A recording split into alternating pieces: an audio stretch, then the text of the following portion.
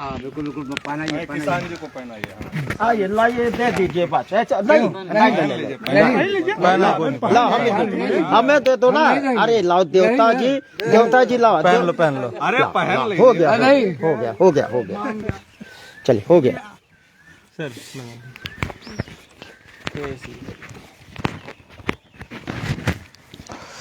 साथियों बैठिए भैया। काफ़ी देर से बहुत सारी बातें हुई। राष्ट्रीय पिछड़ा वर्ग मोर्चा जो कि पिछड़े वर्ग के लोगों का मतलब ओबीसी समाज के लोगों का संगठन है, और राष्ट्रीय पिछड़ा वर्ग मोर्चा के माध्यम से हम लोग पूरे देश भर में अभियान चला रहे हैं पिछड़ों को जागृत करने के लिए। क्योंकि आज़ादी के 75 साल हो गए हैं और 75 साल की आज़ादी में देश में जानवरों की गिनती हुई, कुत्तों की गिनती हुई, हिजड़ों की भी गिनती हुई, मगर पिछड़ों की गिनती नहीं हुई। 74-75 साल में जानवरों की गिनती हुई मगर पिछड़ों की गिनती नहीं हुई। तो 75 साल में जब पिछड़ों की गिनती नहीं हुई तो पिछड़ों को हिस्सा कहाँ से मिलेगा? भाई जिसकी घर में गिनती है घर में हिस्सा उसी को लगता है, जिसकी घर में गिनती नहीं उसका घर में हिस्सा लगेगा? तो जब हम पिछड़े वर्ग के लोगों की 75 साल में गिनती नहीं हुई तो हिस्सा कहां से लगेगा? तो इसलिए आजादी के 75 साल बाद भी इस देश के सभी संस्थानों में पिछड़े वर्ग के लोगों की संख्या ना के बराबर है। पिछड़े वर्ग की संख्या समाज में 52% है। 52% का मतलब होता है कि आधे से भी 2% ज्यादा हमारी आबादी है। 52% का मतलब है कि आधे से 2% ज्यादा हमारी आबादी है। लेकिन ये जो 52% का आंकड़ा है ये भी 1931 की जनगणना का आंकड़ा है। मतलब 1947 में देश आजाद हुआ, तो उसके पहले जब अंग्रेज देश में थे तो अंग्रेज हर जाति की गिनती करते थे। हर जाति की जाति आधारित अंग्रेज गिनती करते थे। तो उस गिनती के आधार पर जो हमारी आबादी है वो 52% मतलब कि 52% है। मतलब 50% से 2% ज्यादा है, मतलब आधे से भी 2% ज्यादा है।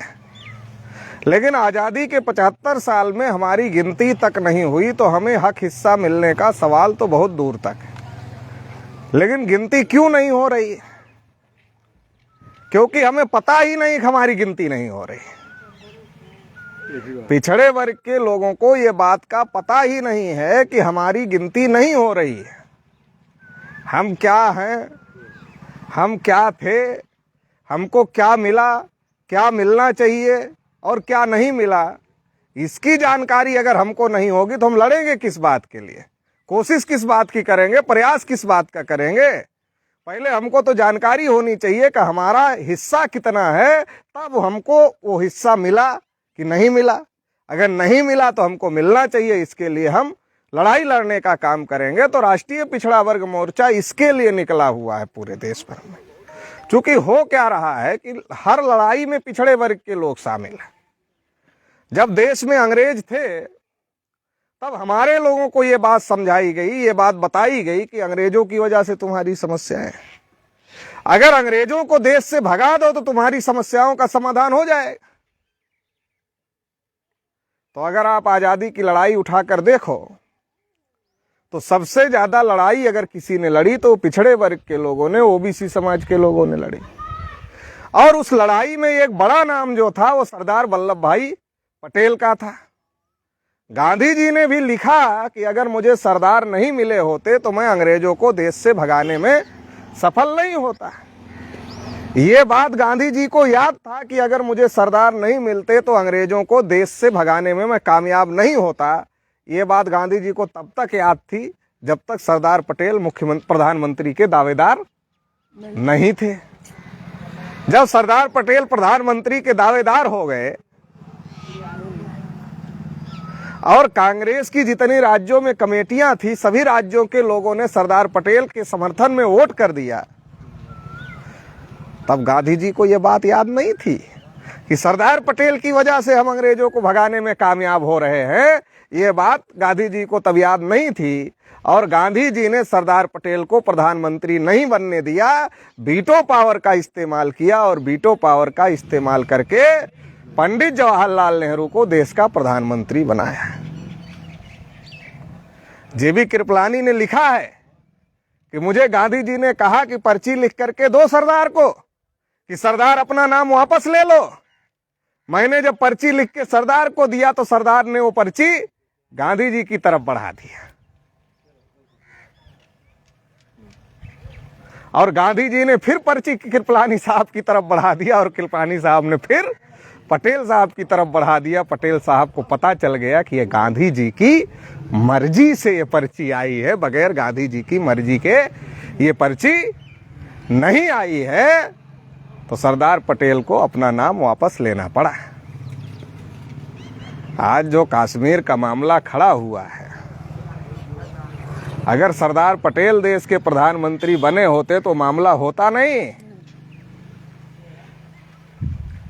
जवाहरलाल नेहरू ने, सरदार पटेल ने खंड खंड भारत की जितनी रियासतें थी उनको मिला लिया, चाहे समझा करके मिला लिया, चाहे धमका करके मिला लिया, चाहे जैसे भी मिला लिया, लेकिन उनको मिला लिया और अखंड भारत बना दिया। लेकिन एक कश्मीर जो जवाहरलाल नेहरू ने अपने हाथ में लिया था, उसका विवाद आज तक चल रहा है। तो किस योग्यता में सरदार पटेल से ज्यादा योग्य नेहरू थे? किस बात में सरदार पटेल से ज्यादा योग्य थे? पढ़े लिखे ज्यादा थे। अगर सरदार पटेल, नेहरू बैरिस्टर थे तो सरदार पटेल भी बैरिस्टर थे। उम्र में भी सरदार पटेल ज्यादा थे। और आजादी की लड़ाई में अगर त्याग की बात किया जाए तो उसमें भी सरदार पटेल ज्यादा थे। अगर पूरे देश भर में किसानों को, पिछड़े वर्ग के लोगों को गांधी जी के साथ जोड़ने के काम करने की बात हो तो वो सारा काम पूरे देश भर में पटेल जी ने किया। अगर ये सारा काम सरदार वल्लभ भाई पटेल ने किया तो आखिर कमी किस बात की रह गई? कमी किस बात की रह गई कि सरदार वल्लभ भाई पटेल को प्रधानमंत्री क्यों नहीं बनने दिया गया? ये कमी किस बात की रह गई? तो कमी केवल एक बात की रह गई कि सरदार वल्लभ भाई पटेल कुर्मी के घर पैदा हुए थे। अगर वो ब्राह्मण के घर में पैदा हुए होते तो वो प्रधानमंत्री बन जाते। तो सवाल ये है कि हर लड़ाई तो हम लोग लड़ रहे हैं, लेकिन हम खड़े कहाँ हैं? हमको समझने की जरूरत है कि हम खड़े कहाँ हैं। और सरदार वल्लभ भाई पटेल को प्रधानमंत्री नहीं बनने दिया गया और तब से लेकर के आज तक कोई पिछड़े वर्ग का आदमी 5 साल के लिए प्रधानमंत्री बना? देवगौड़ा कुछ दिन के लिए बने थे, सरकार गिरा दी गई जब उन्होंने जाति आधारित गिनती का फैसला लिया। चौधरी चरण सिंह बने थे, उनकी सरकार गिरा दी गई। तो हमको समझने की जरूरत है कि आखिर हमारे साथ ऐसा क्यों हो रहा है। इस देश में जो जाति व्यवस्था है, जो वर्ण व्यवस्था है, हम पिछड़े वर्ग के लोग अपने मुंह से चाहे अपने को क्षत्रिय मान ले, अपने मुंह से चाहे अपने को ब्राह्मण मान ले, और चाहे वैश्य मान ले, अपने को जो मानना अपने मुंह से मान ले। लेकिन पंडित जी ना हमको बावन मानने वाले हैं और ना क्षत्रिय हमको क्षत्रिय मानने वाला है, ना वैश्य हमको वैश्य मानने वाला है। तो हमको तो चौथे वर्ण में रखा, और चौथे वर्ण में जो पिछड़े वर्ग की जातियां हैं उनको रखा। लेकिन अब पिछड़े वर्ग के लोग क्या लगता है, नहीं, चौथे वर्ण में शूद्र में तो चमार पासी आते, तो उनको तो और भी नीचे ढकेल दिया, और भी नीचे ढकेल दिया, उससे भी बाहर बाइकाट कर दिया।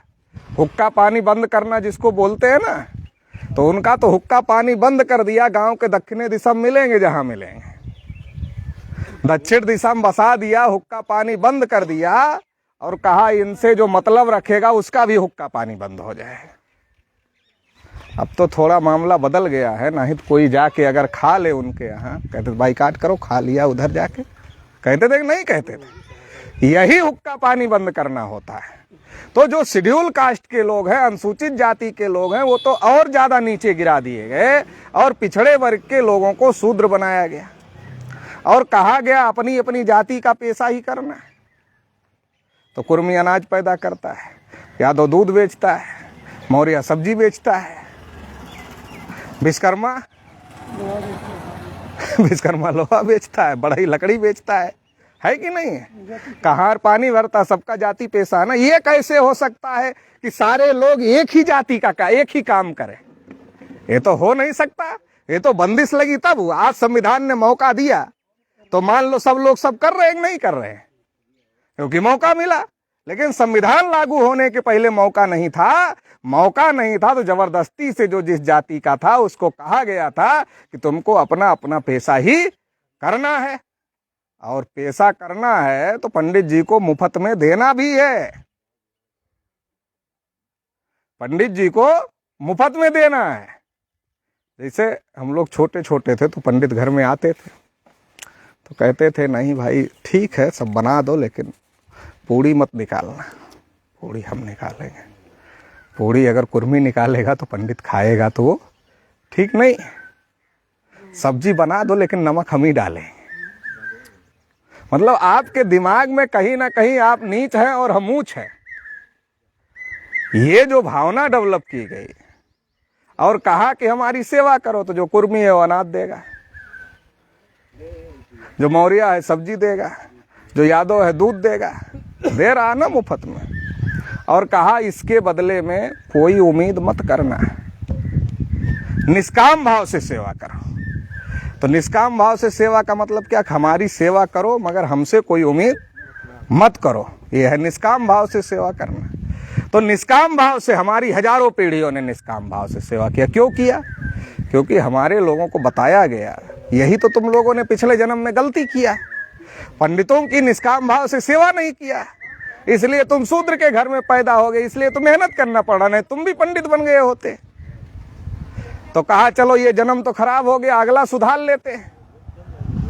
तो अगला सुधार लिया। अगला सुधारने के चक्कर में निष्काम भाव से पंडित जी की सेवा किया, लेकिन आज तक ब्राह्मण नहीं बने। तो आप कहेंगे पटेल जी इस जन्म का तो पता हम ब्राह्मण नहीं, लेकिन अगले जन्म में नहीं लोग बन रहे हैं, इसकी कैसे जानकारी आपको? तो इसकी जानकारी है हमारे पास में। कैसे?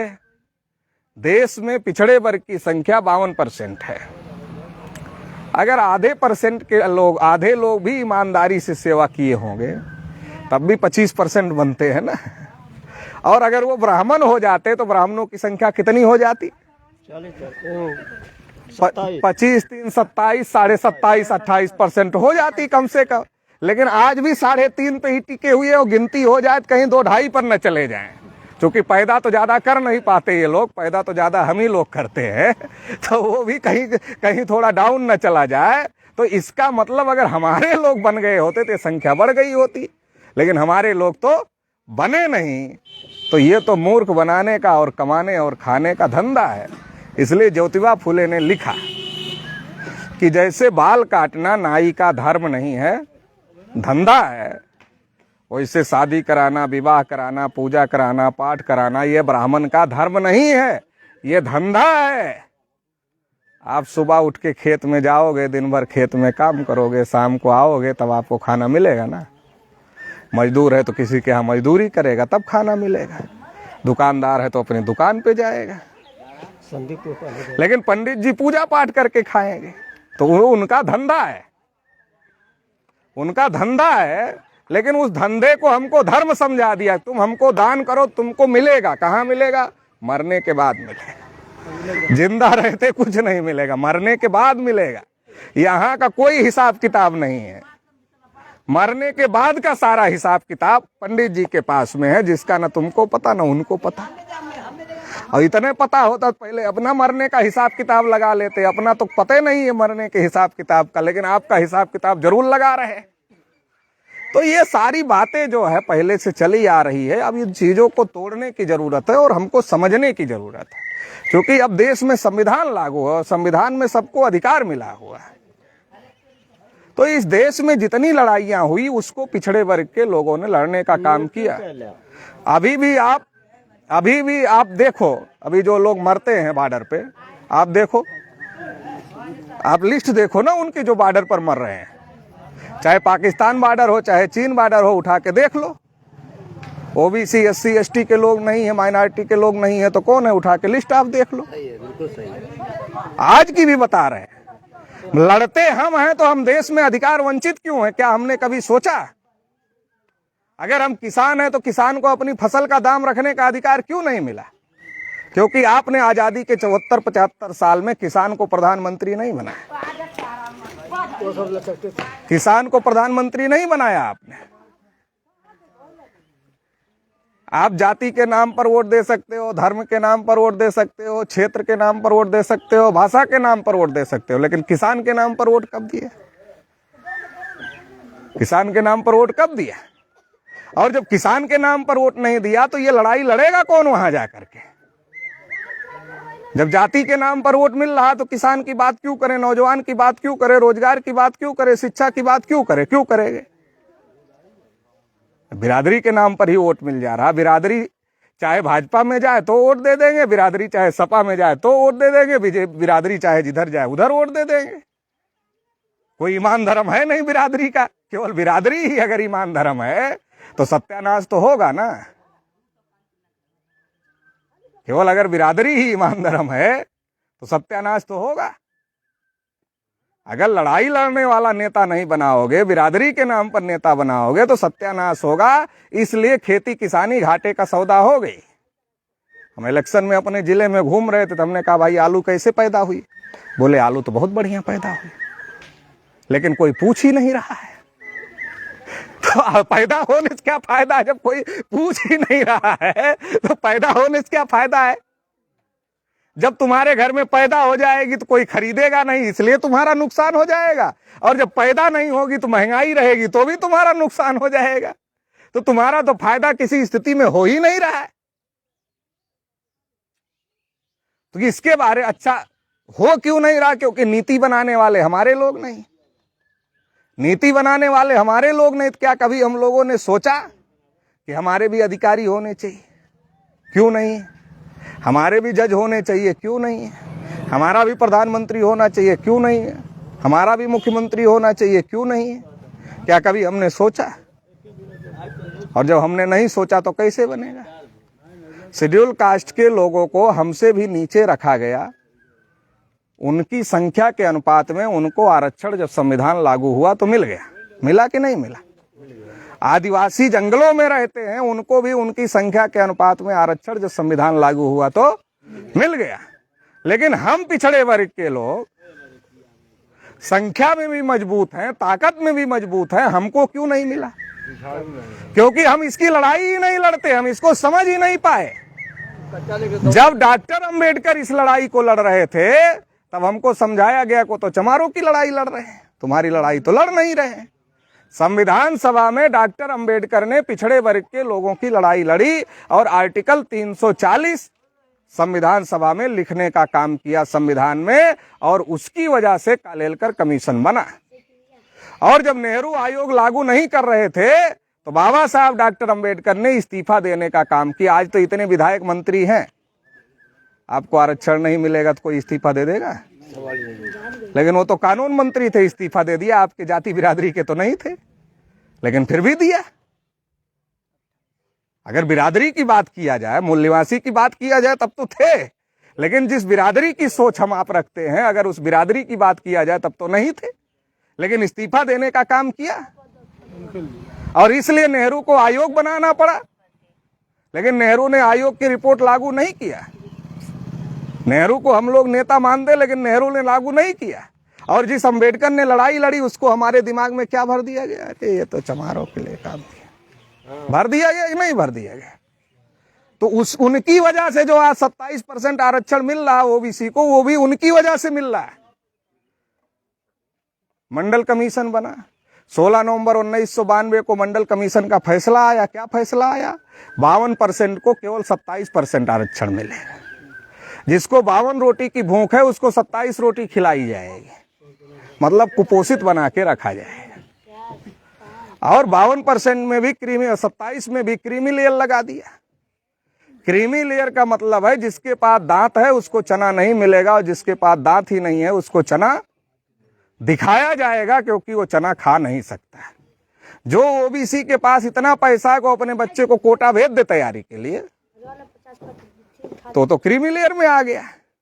और जो कोटा भेज नहीं सकता तैयारी के लिए, उसका बच्चा पढ़ ही नहीं पाएगा, नौकरी में आरक्षण कहां से लेगा? जो पढ़ाने लायक है वो क्रीमी लेयर में आ गया, भैया तुम्हारे पास पैसा ज्यादा इसलिए तुमको आरक्षण नहीं मिले। और जो पढ़ाने लायक नहीं हो अपने आप ही आरक्षण नहीं ले पाएगा, तो आरक्षण ऊपर से खत्म हो गया, नीचे से खत्म हो गया। लेकिन हमारे लोगों को पंडित जी लोगों ने बताया, अरे अयोध्या में राम का मंदिर बनाना है, मुसलमान बनने ही नहीं दे रहे, चलो अयोध्या। अरे जिनको अपने अधिकार के लिए दिल्ली घेरना चाहिए था कि शेड्यूल कास्ट की जितनी संख्या उतना आरक्षण है, आदिवासी की जितनी संख्या उतना आरक्षण है, तो यही संविधान न ओबीसी पर लागू होगा। जो संविधान शेड्यूल कास्ट पर लागू है, जो संविधान आदिवासी पर लागू है, वही संविधान न वो पिछड़े वर्ग पर लागू होगा, ओबीसी पर लागू होगा। तो हमारी संख्या 52% है, 52% आरक्षण क्यों नहीं? दिल्ली घेरना था कि नहीं घेरना था? और अगर दिल्ली घेरते तो किसी के बाप की औकात थी नहीं देता। अब 52% हमारी संख्या है, कौन रोक लेता? लेकिन दिल्ली नहीं घेरे, हमको आरएसएस वाले मिल गए, बजरंग दल वाले मिल गए, विश्व हिंदू परिषद वाले मिल गए, पंडित जी लोग मिल गए। अरे कहा चलो अयोध्या राम मंदिर बनाना है, मुसलमान बनने नहीं दे रहे। अब वो तो समझ रहे हैं कि इनकी नौकरियों को तो हमने हजम किया, अगर ये दिल्ली घेरे तो इनकी नौकरी इनको देनी पड़ेगी, बड़ा अपना नुकसान हो जाएगा, इसलिए इनको लेके चलो अयोध्या। तो लेके चले गए अयोध्या और 6 दिसंबर 1992 को बाबरी मस्जिद गिरा दिया। जिस लड़ाई को हाथ में लेते उसको फतेह कर देते, उसको छोड़ते नहीं है। अंग्रेजों के खिलाफ लगे, अंग्रेजों को भगा दिया। मुगलों से कौन लड़ा? शिवाजी महाराज का नाम सुना है ना? मुगलों से लड़े शिवाजी महाराज। और आज जो अपने को बड़का हिंदू कहते हैं ना, टीका लगा के मंदिर में बैठते, एक को लड़े थे? पूछो तो, पूछो एक को लड़े थे? एक भी नहीं लड़े थे, बल्कि उनके साथ, मुगलों के साथ खड़े थे। शिवाजी महाराज के साथ नहीं खड़े थे डर के मारे, मुगलों के साथ खड़े थे। तो लड़े तो हम ही सबसे। और जिसके लड़े, मुगलों से लड़े तो उनका भी बंदोबस्त कर दिया, अंग्रेजों से लड़े तो उनका भी बंदोबस्त कर दिया। और इन लोगों ने भड़काया, तो जब बाबरी मस्जिद गए तो बाबरी मस्जिद भी गिर गई। तो जो लड़े, लेकिन लड़ तो रहे हो, समझ के तो लड़ो, तुमको तो भी मिलना चाहिए। तुमको तो कुछ मिल नहीं रहा, केवल लड़ रहे हो दूसरे के कहने से। बाबरी मस्जिद गिर गई। गिराया कौन? विनय कटियार, कल्याण सिंह, उमा भारती, परवीर तोगड़िया, रितंभरा, ये लोग कौन है? सारे के सारे पिछड़े वर्ग के लोग। गिराया इन्होंने। अब मंदिर बन रहा ना, तो ट्रस्ट बना, मंदिर बन रहा, पहले ट्रस्ट बना। तो ट्रस्ट में एक भी कुर्मी को रखा, एक भी लोधी को रखा, एक भी निषाद को रखा, एक भी राजभर को रखा, एक भी चौहान को रखा, एक भी तेली को रखा, एक भी तमोली को रखा? रखा किसी को? एक भी यादव को रखा, एक भी पिछड़े वर्ग के आदमी को रखा? मंदिर बनाने के लिए तुम ही सबसे ज्यादा गए थे मस्जिद गिराने के लिए, लेकिन रखा? हमने कहा चलो भाई दूसरे लोग अच्छे नहीं होंगे इसलिए नहीं रखा। विनय कटियार तो अच्छे हैं ना, वो तो गिरा रहे थे, तब बजरंग दल के अध्यक्ष थे वो। कल्याण सिंह तो अच्छे थे, उमा भारती तो अच्छी है, परवीर तोगड़िया तो अच्छे हैं, वो तो है ना अच्छे। कम से कम उनको रख लेते, दूसरे को ना रखते, खराब वालों को। लेकिन एक को भी नहीं रखा। उधर हमारी करोड़ों नौकरियां चली गई। जो हमको करोड़ों नौकरियां मिलती, अगर हमको आरक्षण मिलता 52 को 52, तो करोड़ों नौकरियों पर पंडित जी लोगों ने कुंडली मार लिया। और इधर मंदिर मस्जिद हमसे गिरवाया और कुंडली मार के बैठ गए ट्रस्ट पे पंडित जी लोग। तो कब हम इन चीजों को समझेंगे? कब हम अपनी लड़ाई लड़ेंगे? इन चीजों को हम लोगों को समझने की जरूरत है कि हमारा इस्तेमाल हो रहा है। जब मुसलमान से लड़ना हो तो हम बहुत बढ़िया वाले हिंदू हैं। तो क्या मुसलमान कोई अरब ईरान से आए हैं? और जब मोहन भागवत का मन होता तो कह देते सबका डीएनए एक है। मतलब उनको जब अपना फायदा देखना तो कहते सब हमारे भाई है, तो मिला भी लेते और हमको चढ़ा के मार काट भी करवा देते। ये दोनों काम चल रहा है एक साथ में। तो क्या भारत में जो मुसलमान हैं वो अरब ईरान से आए हैं? अरे यहीं से कन्वर्ट हो गए, यहीं से धर्म परिवर्तित हो गए। क्योंकि पंडित जी लोगों ने इतना लात जूता मारा हमारे लोगों को, जो बर्दाश्त नहीं कर पाए वो दूसरी जगह चले गए। जैसे कुत्ता थाली चाट ले तो पवित्र है, लेकिन चमार थाली छू ले तो अपवित्र हो गई। लेकिन जब मुसलमान लोग आए, इस्लाम आया, तो उन्होंने कहा बैठो ना हमारे चटाई पर, खाओ ना हमारे साथ में प्लेट में खाना, चलो ना हमारे साथ में नमाज पढ़ो मस्जिद में हमारे बराबर खड़े होकर के। बराबरी का व्यवहार दिया तो आदमी को लगा साला यहाँ तो जानवर बने हैं, यहाँ तो कम से कम इंसान बन जाएंगे जाकर। इसलिए इस्लाम बढ़ा, तलवार उलवार के बड़ पर इस्लाम नहीं बढ़ा। इस्लाम बढ़ा तो ये जो पंडित जी लोगों ने अन्याय अत्याचार किया है इसकी वजह से इस्लाम बढ़ा। इसलिए भारत में जो मुसलमान हैं वो अरब और ईरान से आए हुए लोग नहीं हैं, वो यहीं के लोग हैं, हमारे डीएनए के, हमारे खून के भाई हैं, वो बाहर से आए हुए लोग नहीं हैं। इसलिए भारत में हिंदू मुसलमान की कोई लड़ाई नहीं है। असल लड़ाई तो ये है इस देश में कि जिसकी जितनी संख्या भारी उसकी उतनी हिस्सेदारी, जिसकी जितनी संख्या है उसको उतना हिस्सा मिलना चाहिए, ये असली लड़ाई है। लेकिन जिन लोगों ने चालाकी से इस देश की सत्ता और व्यवस्था पर कब्जा किया है उन लोगों को लगता अगर ये लड़ाई होगी तो हमने जो इनका हिस्सा हड़प के रखा हुआ है वो हिस्सा वापस देना पड़ेगा। वो देना ना पड़े इसलिए एक जाति को दूसरी जाति से लड़ा रहे हैं, धर्म के नाम पर लड़ा रहे हैं, जाति के नाम पर लड़ा रहे हैं, भाषा के नाम पर लड़ा रहे हैं, क्षेत्र के नाम पर लड़ा रहे हैं। लड़ाने का काम कर रहे हैं ताकि जो सब लोग अपने हिस्से की मांग ना करें, आपस में उलझे रहें। तो पिछड़े वर्ग के लोगों को समझने की जरूरत है। अगर आज के देश की विधायिका की स्थिति देख लो, इतना दिन तक कांग्रेस ने राज किया, हमारी गिनती नहीं किया। कांग्रेस ब्राह्मणों की पार्टी है, चटर्जी, मुखर्जी, बनर्जी नाम के ब्राह्मणों ने बनाया पार्टी, गोखले, तिलक, आगरकर ने बनाया। कांग्रेस बनाने में कोई दूसरा नहीं था, दूसरे ने काम किया उसमें, लेकिन बनाने में कोई दूसरा नहीं था। कांग्रेस को भगाते भगाते बीजेपी आ गई। अब बीजेपी दूसरी ब्राह्मणों की पार्टी है। बीजेपी ने नरेंद्र मोदी नाम के एक आदमी की पहले उसकी जाति की लिस्ट ओबीसी में डाला और फिर उसको प्रचार किया पूरे देश भर में कि ये ओबीसी है नरेंद्र मोदी को। और नरेंद्र मोदी ने भी कहा कि मैं चाय बेचने वाला हूं, नीच जाति का हूं। तो हमारे लोग उसको पकड़ लिए कि ये तो लग रहा अपना आदमी है। फिर कहा काला धन वापस लाएंगे, गरीबों के खाते में 15-15 लाख डाल देंगे। तो हमारे लोग और खुश हो गए कि ये तो बड़ा बढ़िया आदमी है, सब लोग तो बड़े आदमियों की मदद करते हैं, ये तो छोटे आदमियों की मदद करने की बात कर रहे हैं। तो लोगों ने नरेंद्र मोदी को वोट दे दिया। लेकिन नरेंद्र मोदी प्रधानमंत्री बने तो 314 ओबीसी के बच्चे आईएएस की परीक्षा पास किए थे, उनकी नियुक्ति को रोक दिया, वजीफा बंद कर दिया ओबीसी के लोगों का। और सबका साथ सबका विकास कहते हो, बगैर पैसे के विकास होता है। ओबीसी के विकास के लिए पैसा तो दिया नहीं और सबका साथ सबका विकास की बात करते हो। तो सबका साथ सबका विकास का नारा बदल गया। अब नारा हो गया सबका साथ, अडानी अंबानी का विकास और बाकी सबका सत्यानाश। सबका साथ, अडानी अंबानी का विकास, बाकी सबका सत्यानाश। नरेंद्र मोदी ने कहा था देश नहीं बिकने दूंगा, तो हमारे लोगों ने सोचा लग रहा सब बेच दे रहे हैं इसलिए रोकने आ गया आदमी। तो हमारे लोगों ने प्रधानमंत्री बना दिया।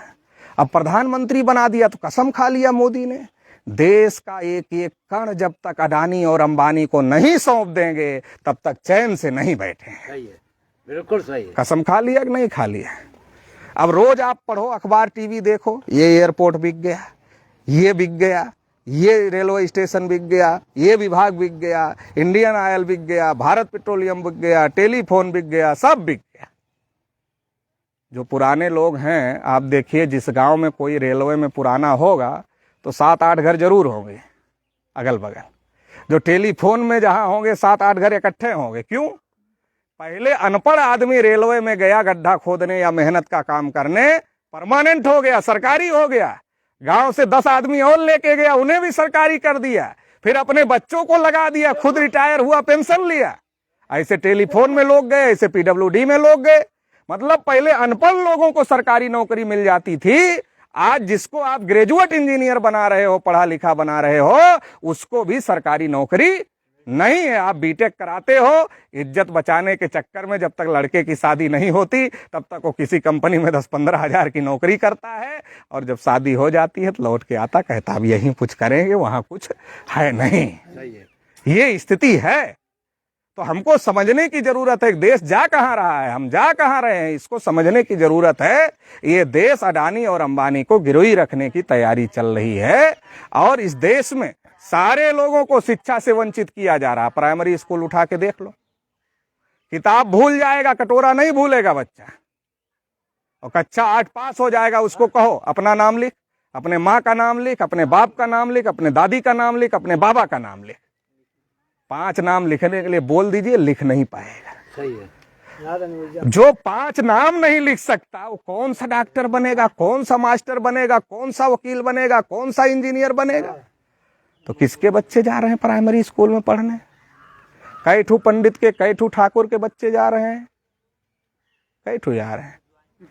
बैकवर्ड शेड्यूल कास्ट के ही ना बच्चे जा रहे हैं। तो सत्यानाश किसका हो रहा है? हमारा ना सत्यानाश हो रहा है। पहले हम भी तो प्राइमरी में पढ़े हैं, लेकिन तब पढ़ाई होती थी, तब खिचड़ी नहीं मिलती थी, पढ़ाई होती थी। बोरिया लेके घर से जाते थे, तख्ती लेके घर से जाते थे बैठने के लिए, लेकिन पढ़ाई होती थी। आज पढ़ाई नहीं है, आज सत्यानाश हो रहा है। और जो थोड़ा बहुत लिखना पढ़ना जान गए उनको स्किल डेवलपमेंट में ले आए। हाई स्कूल पास कर लिए, चलो तुम बढ़ई हो तो बढ़ई वाला काम सीख लो स्कूल में, तुम लोहार हो तो लोहार वाला काम सीख लो स्कूल में, तुम जो हो वो काम सीख लो स्कूल में। जैसे वर्ण व्यवस्था में तुमको जो करना था वैसे यहाँ करो। मतलब डॉक्टर, मास्टर, वकील, इंजीनियर बनने का ख्वाब मत देखो, बड़ा अधिकारी, बड़ा नेता बनने का ख्वाब मत देखो, जज बनने का ख्वाब मत देखो, पत्रकार बनने का ख्वाब मत देखो। तो ये जो सारी स्थिति है, अगर इसको हम नहीं समझेंगे तो इसको कौन समझेगा? ये आज ये पैदा हो रहा है, आपकी जड़ों पर गर्म पानी डाला जा रहा है, आपकी नस्लों को गुलाम बनाने की तैयारी चल रही है। आज हम समझा रहे हैं, समझाने लायक हैं, पढ़े लिखे हैं, समझा रहे हैं। आज समाज में बहुत सारे लोग पढ़े लिखे हैं, लेकिन कल नहीं रहेंगे। जो व्यवस्था चल रही है, कल कोई समझाने वाला भी नहीं रहेगा, कोई लड़ाई लड़ने वाला भी नहीं रहेगा, और आने वाली जनरेशन गुलाम हो जाएगी। तो अगर इसको बचाना है, अगर इसको बचाना है तो इसकी लड़ाई हम सभी लोगों को लड़ना पड़ेगा और सबको एकजुट होना पड़ेगा। क्या अडानी अंबानी कब्जा कर लेंगे तो बच जाएंगे? वो भी नहीं बचेंगे, वो भी उसके झांसे में जाएंगे, वो भी गुलाम हो जाएंगे। और ये जो 3 कानून आए थे ना किसानों के खिलाफ, ये इसीलिए अभी किसानों की जमीन ही किरकिरी बनी हुई, क्योंकि बाकी सब तो सरकार के कब्जे में है, बेच दिया।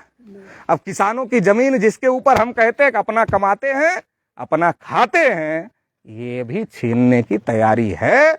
और अब तो 22 में बहुमत मिल गया तो लोग कह रहे हैं कि अब चाहे हम जिसके ऊपर बुलडोजर चलाएं, हमें तो जनता ने बहुमत दे दिया। तो हमको समझना पड़ेगा कि ये राशन से और किसान सम्मान से बड़ी बातें हैं जो हमको समझने की जरूरत है। ये तो छोटा झुंझुना दिया जा रहा है। जैसे किसी बच्चे को टाफी दे दिया जाए और टाफी दे के बहका लिया जाए और अपना काम करवा लिया जाए, वैसे भी हमको टाफी खिला के बहकाने का काम चल रहा है। तो बहकने की जरूरत नहीं है, अपने हक अधिकार की लड़ाई लड़ने की जरूरत है। राष्ट्रीय परिवर्तन मोर्चा, राष्ट्रीय पिछड़ा वर्ग मोर्चा इस लड़ाई को लड़ रहा है। 22 तारीख को हम लोगों ने पूरे देश भर में धरना प्रदर्शन किया और अभी 18 तारीख को रैली प्रदर्शन पूरे देश भर में करेंगे तमाम मुद्दों को लेकर के। ईवीएम में भी बहुत बड़ा घोटाला हो रहा है, उसके लिए भी कर रहे हैं। और 25 मई को भारत बंद भी करने जा रहे हैं। ये परिवर्तन यात्रा तो समझाने के लिए चल रही, क्योंकि समझाएंगे नहीं तो आंदोलन में आएगा कौन? समझाना पड़ेगा। उनकी बात तो टीवी अखबार वाले समझा रहे हैं, क्योंकि टीवी अखबार में वही लोग बैठे हैं तो घर घर समझा रहे हैं। तो हमें तो आके समझाना पड़ेगा ना लोगों के साथ में। तो इसलिए हम घूम रहे हैं हर जिले में कि लोगों को समझाया जाए और आंदोलन कर रहे हैं ताकि हमारे लोग सड़क पे आएं, इन चीजों का विरोध करें ताकि इस लड़ाई को मजबूत किया जा सके। तो साथियों, इस लड़ाई में आप लोग साथ सहयोग देंगे, इतना इस मौके पर कहना चाहता हूं। आप सभी लोगों ने मुझे सुना, इसके लिए आभार, धन्यवाद। जय मूल्यावान।